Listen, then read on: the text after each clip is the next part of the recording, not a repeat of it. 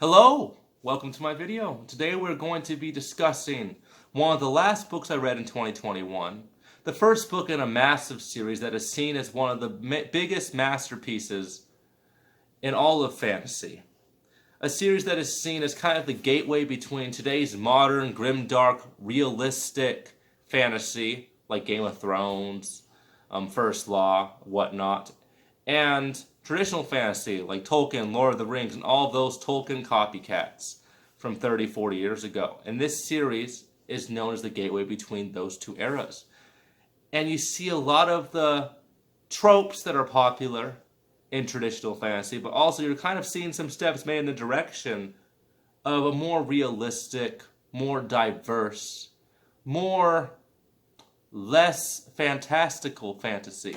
But it still gives you all the crazy magic systems and all the elaborate necessities one needs in an epic fantasy adventure. And of course I'm talking about the very highly acclaimed Wheel of Time series. And I just, relatively recently finished The Eye of the World in the last month or so. And it was a journey. I first tried to read Eye of the World in 2019 or 2020, I believe.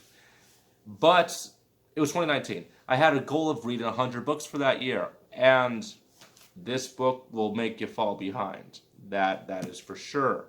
Especially when I had never at that point had such a giant reading goal. So I read the first few chapters of this, realized I'd have to cut my losses and try it another time. Then I tried it again in 2020, and I also kind of got distracted. 2020 was a wild year for all of us. A lot of people read more, I read less. Bills to pay, global pandemic, wife being pregnant, lots of fighting. Life changed in 2020. Didn't have a lot of time for reading. Too stressed to read. I couldn't really take part in any forms of escapism. I was just too stressed out. Firing on all cylinders. But in 2021, I finally pushed through The Wheel of Time, book 1. I first read like the first fifth of The Eye of the World in January, got burnt out because I was also reading Malazan, Book of the Fallen at the same time. Bad move. Do not try to read both these series at the same time in a quick manner because you will get burnt out. And then you may feel the need to reread them. And they are much too big of novels to reread without finishing the series. At least that's what I believe. But I finished The Wheel of Time, book 1, Eye of the World, in the end of November, beginning of December. And it was worth it. It definitely was worth it. And it came at the perfect time because the Amazon TV show came out just about a month or two ago. And I couldn't watch the show because the first season covers the first two novels, The Eye of the World, and the second book, The Great Hunt. And I haven't read The Great Hunt yet. So I'm going to have to get to that later this year, relatively soon. But we are talking about The Eye of the World, and I have a lot of thoughts about this. The Eye of the World was seen as the opening stanza of Robert Jordan's take on the Lord of the Rings epic fantasy journey story. So it starts in a far, far away place known as a Shire. I'm joking, the Two Rivers, which is almost like a Shire-like group of people who are almost Hobbit-like in the sense that they are isolated from the rest of the world. And most people in this setting don't really have a lot of knowledge about the outside world, except in like a telephone type of way, like some person said that, some person said that, some person said that this is happening. So basically, they just live in their own isolated little idyllic hamlet. And then an inciting incident happens and they're forced to go on a journey. And one of the first things in this book that surprised me is that there is a Gandalf character, but she is a woman. And you don't think that would change the story too much, but it definitely does.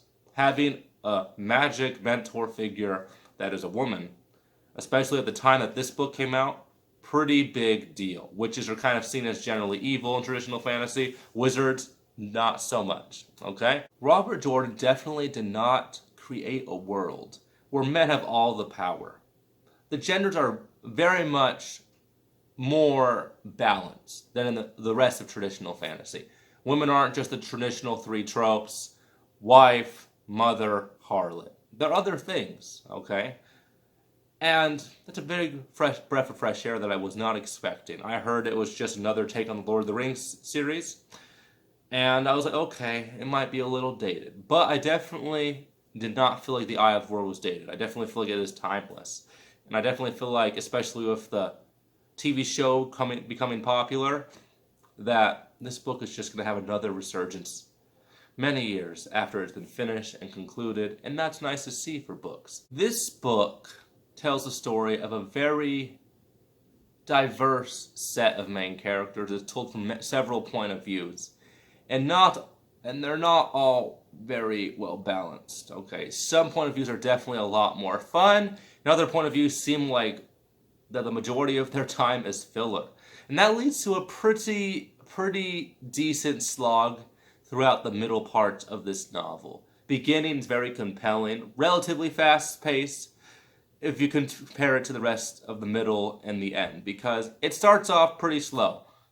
But then when you get to the middle of this book, you definitely feel like the beginning was at a breakneck speed. But I'm a Stephen King fan. An exposition and seemingly unimportant journeys and occurrences for our characters that serve no purpose except to help you get to know the characters more, I'm into that.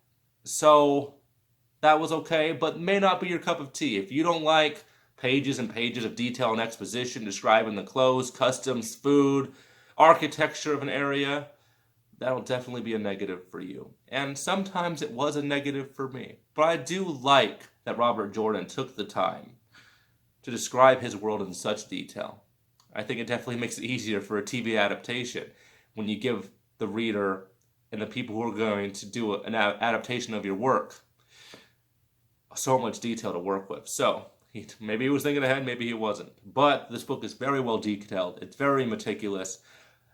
I do hope the next books in this series do not, give you so much detail that it slows the pace of the book, because you'd think he sets all the framework for that in the first book. But from what I've heard, that's kind of one of the main criticisms of The Wheel of Time. So much detail. You could lose 100 pages easily in this book if you cut out a lot of repetition of exposition, detailed. So that was difficult. Also, the characters, they're mostly young people, the point of view characters. And they can come off as kind of cliche. I'm just going to say it because it's very hard to miss if you read this book. Robert Jordan does not do a good job at introducing romance in The Eye of the World. And maybe it gets better in the later parts of this series, but it's very jarring. On the one hand, there's like the cliche young love crushes that both characters kind of know about but never discuss. That's in here, and that's a trope I love. It's very common for young characters in all types of fiction to kind of have romantic feelings that the reader and all the characters around them are very much aware of this romantic tension, and it's never addressed. Bad communication, very popular trope in romantic subplots for fantasy, sci-fi, every genre really. But then also, there's some other romances in this book that just take you completely unawares.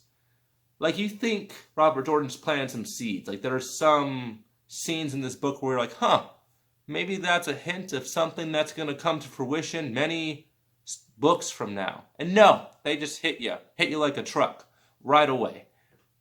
You go from little hints to boom, everlasting love. You're my lobster. It was very, very jarring for me. And Robert Jordan did not do a good job approaching that and kind of introducing some romantic tension into this novel, which is surprising because he was so meticulous of everything else. But he kind of, you could definitely tell he's like, a story needs romance, and here's romance. And I do hope he does a better job of that. Later, he does grow as an author, I'm pretty sure. And I know the series is finished by Brandon Sanderson. Maybe he does a better job at handling the romance. But it definitely, if you like stories for the romance, you will find that wanting. For sure. But that's just my opinion. But definitely seemed like a weakness. Because this series is so long, and any prediction I would make at this point is probably going to be wrong, I imagine. I'm going to make some predictions about where I think this book's going to go, some of the romantic subplots. So if you don't want any spoilers, you should leave the video at this time, because I'm going to start discussing them now. In terms of romantic subplot, I definitely see Nynaeve ending up with Lan. Or possibly Moraine ending up with Lan. Those definitely seem to be kind of hinted at in the book, but there's so much more time in this series. But I definitely, from this point in my journey, definitely think that romantic subplot, that's how it's going to end. One or the other. Lan's out of one of those older magical women. Egwene's going to end up with Rand. Or Perrin. I'm definitely shipping Egwene and Perrin, because I like the whole shy, big, quiet guy ending up with the very boisterous, assertive Egwene. And I think Rand's very boring. Rand is the Dragon Reborn. He's a very important character in the series. He's the chosen one. You know, he's the Frodo of this story. Only he can do this. Only he can defeat the Dark Lord at the end of the day. But I don't like Rand. He's not very interesting at all. He's the least compelling of all the point of view characters, of all the main characters. Every Rand point of view, especially the ones in the middle where much of the slog takes place, I could have lived without. But I'm surprised to hear that Rand is a very popular character for a lot of Wheel of Time readers. And maybe that's just because the sheer volume of time that it's spent from his point of view, you kind of have to learn to love him or you don't finish the series. But I definitely find Rand very tiresome, very boring, very predictable.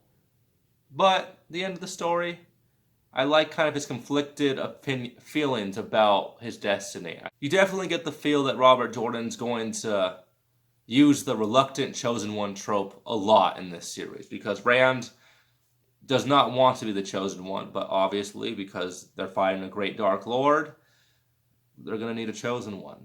And Rand is very clearly that chosen one. So that, I hope he becomes more interesting, because it'll be very frustrating if the main character in this entire saga is the least interesting character in the entire series. So I hope that's not going to be a weakness in the series, but I kind of suspect that might be a possibility. Or I'll be like a lot of people, and as I read the series, I will grow to love Rand. But who knows, a lot can happen.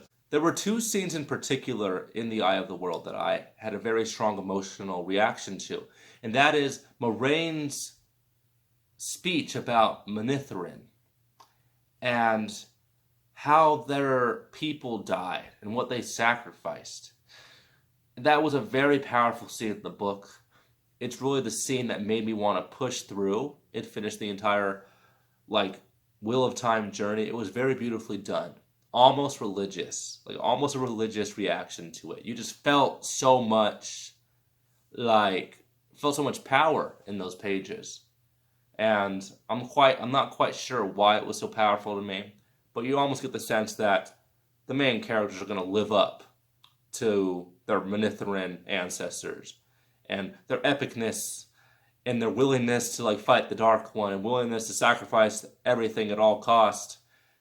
It was a very powerful, I believe, foreshadowing moment in The Eye of the World. And definitely that was my strongest emotional moment while reading the book. Another scene that I found particularly emotional was the death of the Green Man.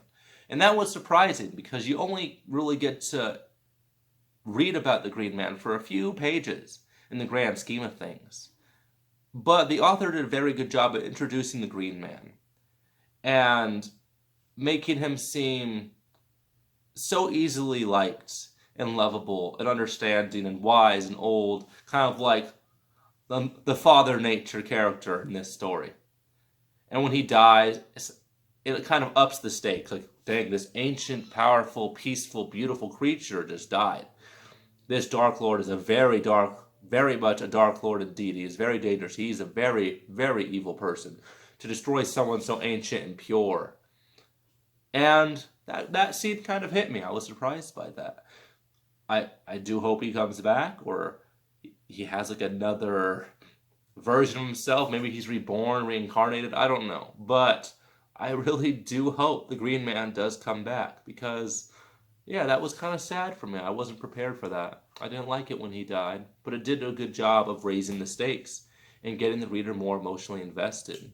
Because when you get through the slog in the middle of this book, it's kind of hard to speed things back up again, but that definitely sped things up. And the climax of this book is very well done because it was a great way to begin the climax of the story. Ancient, powerful force is destroyed, and, all hope is lost type of thing. And then the story concludes. Robert Jordan did a very good job at that, because if it wasn't for that very, very well done ending, the slog in the middle might have kind of killed this book for me, because I could not have done it with a lackluster ending after putting so much time into the slog in the middle.